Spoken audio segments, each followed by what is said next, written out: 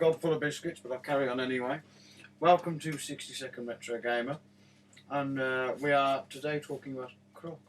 With me, Legend of the Gobos. Legend of the Gobos or Gobos, whatever you want to call them. Gobos. Gobos sounds better. Yeah. I was going to go for a Croc themed name, but I can't think of any. And with me is Alligator. there you go, Richard Pra, or Simon, as we all know him. Yeah. Hello. He's in a very drastic wave in the direction of the Mac. So, Ant, tell us about Croc. Legend of the Gobos. It seems like another one of those games that was battling for the place of the official PlayStation mascot.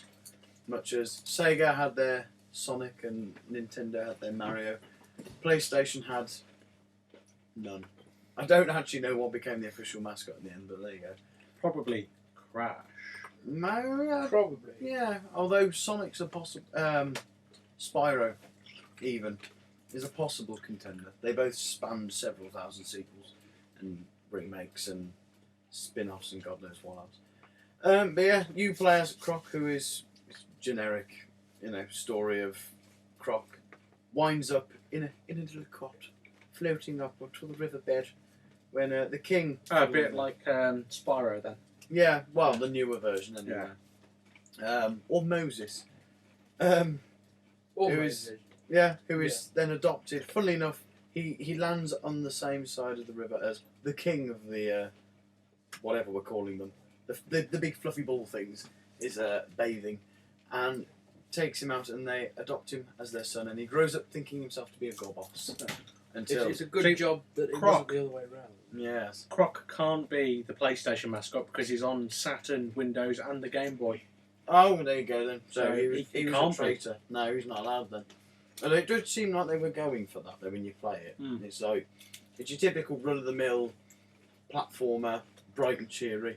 You go around collecting. Made for kids. Yeah, you go around collecting stuff that's crystals or whatever. I think in this one, you rescue things. That's about it. Thank you for listening, and come again next time. Take us through some of the gameplay. Well, it's your typical. It's a platformer, and again, it suffers from the aids of the PlayStation that was platformitis. It seems to be in every single platformer of the time. Stop running, stop running. Oh, you're dead. I'm not touching a single button yet. You're still running into the lava. Nice one. That wasn't bad for crocodiles. Yes. Water, on the other hand, although I think he dies when he lands in water as well, which weird figure. I don't know. But you jump around on platforms. You have a tail spinny move that can kill. Well, you don't kill enemies; they disappear into stars, which then respawn shortly afterwards, which can be a little bit annoying if you're still in that area collecting stuff and one spawns right in front of you. But for everyone else, it's a chilling tale in that nobody really dies. Yes, this is true. It gives you that life after death aspect. And This is almost like Limbo. yes, a little bit. But not yes. as dark. No, or adult. Thematically, it's probably as polar opposite as you can get from Limbo. Yeah. So, Primary colours. One, it's in colour, yes. But I have had it before where one has respawned in front of me and then just boned me over straight away, which was a little annoying. You also have a stomp move. You can jump up in the air, press X again, he'll fuck himself into the ground. kind of like a Mario. Yeah, sort of, yeah. It's a cheap man's Mario. Mario ground pound. Yeah. By Argonaut Software. Yes. Is that who did it? What else have they done then? I don't know. Probably not a lot. They're probably not even going anymore. Oh, bloody hell, they've done quite a bit. Saying that. Starbox. Star Fox, crikey. You mean Lilac Wars? Indeed. Oh god, they did Alien Croc Resurrection 2. as well. Well, that would be a no-go. Really. Alien Resurrection, Emperor's New Groove, Yeah. Harry Potter and the Philosopher's Stone, Oh, and the bloody Chamber hell. of Secrets. I played that. They were quite good. Narrated by Bionicle. Stephen Fry. Bionicle the game, No, but that was shit. Catwoman the game. Oh dear. And they haven't really done anything since 2004, so I don't know if they're still going. Probably been disbanded, no doubt. Were they under Activision? I think they were. Oh yeah, they closed. Yeah, if they're under Activision, then they were probably shut down. Yeah. For just Activision being bastards. Excuse me. But, yes, don't you give me that look of disbelief. You've farted twice as much as I have tonight. I don't think I've not felt the odd occasional cheeky rumble on the sofa every so often. I'll get all of that when I actually fluff the sofa up. It'll all emerge. Simon. It's our parting gift. Yes, Simon pronounced dead from methane poisoning.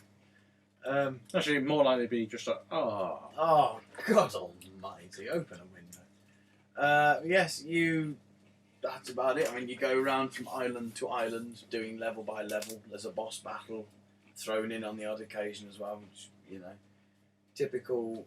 Your villain wanders. In fact, I think actually it leans more towards Spyro the Dragon than anything else. The original Spyro, Yeah. in which the villain wanders around. You have to rescue all the gobbos. In Spyro, you have to free all the dragons from Crystal. Yeah. It's just not as good as Spyro. No, unfortunately not. No. You wander around, sort of like the boss, the main enemies wandering around, like turning things into these bigger monsters for you to then eventually fight later on. Essentially, what Nasty Naught does in Spyro as well. And it just generally feels a lot more like a Spyro game. I think, although Spyro was quite open-ended in a way in its home worlds, where you could do the levels in any particular order you wanted, but Just open it. cheeky. Whereas this is sort of like do them in this order, which is where it sort of leans a bit more towards Crash Bandicoot in the island respect and whatever, and the order you have to do the levels in, or not at all. As the case may be. Yes, but it's not a wholly terrible game. I mean, it had the pointless aspect of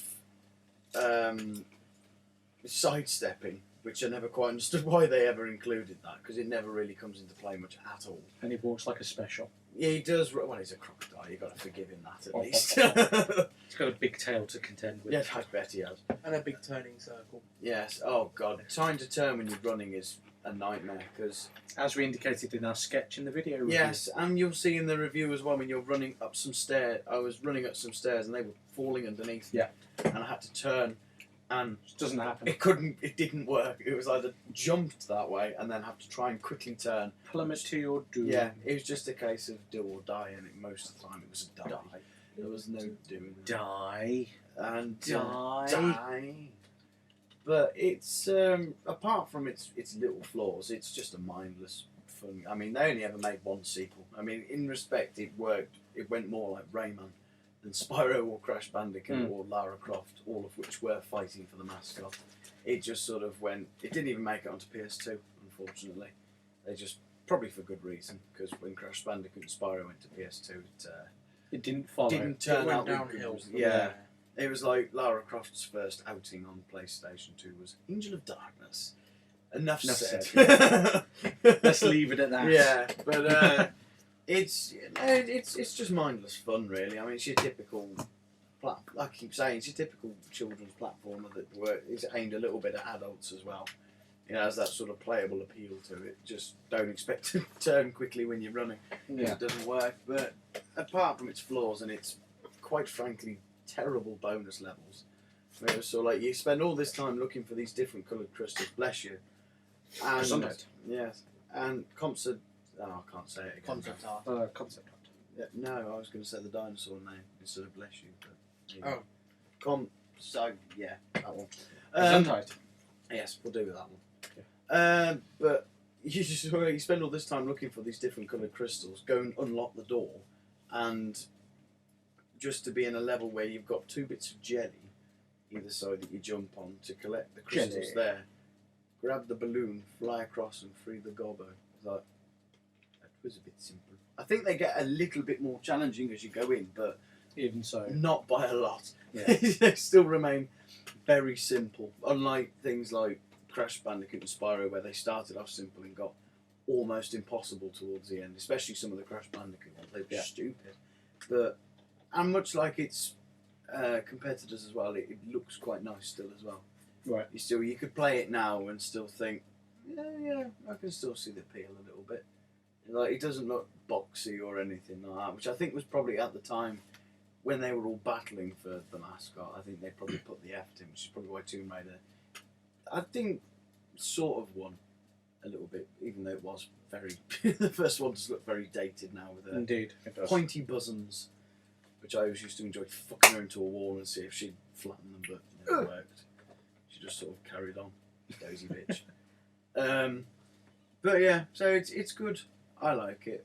I mean, I'm yet to play the sequel. I don't know if it's any better or any worse than Croc, but There's only one way to find out, it's not to fight. no. Before you even think about it. It's to buy it and see what happens. But I'd be interested to see if they corrected the. Or you could move the camera 360 as well, which was quite handy. But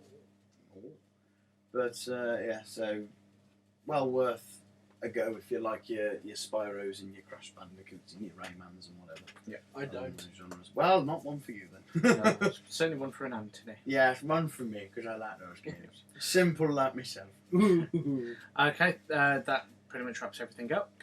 You can get in touch with us several ways. First of all is by Twitter, which is @randomstoked. Second is by email, info@randomstoke.com. You can visit the website, which is www.randomstoke.com, or you can go to the YouTube channel and leave a comment there, which is youtube.com/randomstoked. So that's everything for now. Thank you for listening if you have been, and goodbye.